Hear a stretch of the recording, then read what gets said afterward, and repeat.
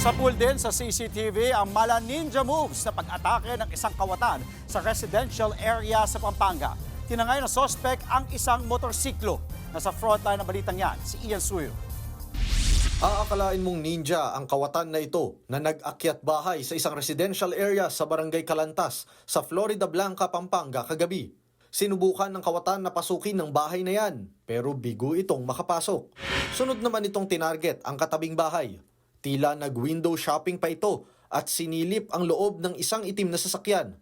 Saglit na mawawala ang lalaki sa video. Ilang saglit lang, tangay-tangay na ng lalaki ang isang motorsiklo palabas ng gate.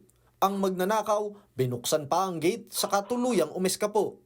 Umaga na nang mapansin ng biktima na tinangay na ang kanyang motorsiklo.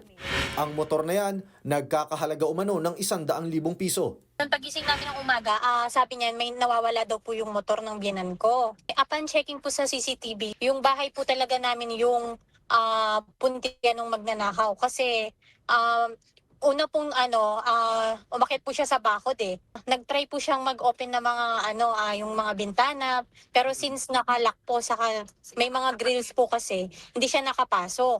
Ngayon, lumipat po siya sa kabilang bahay.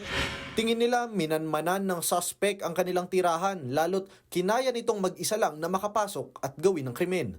Wala siyang kasama eh. Talamak pa naman po yung nakawan dito sa barangay namin. Kasalukuyang nakikipag-ugnayan sa otoridad at kumakalap ng karagdagang CCTV ang kampo ng biktima para matukoy ang pagkakakilanlan ng suspect.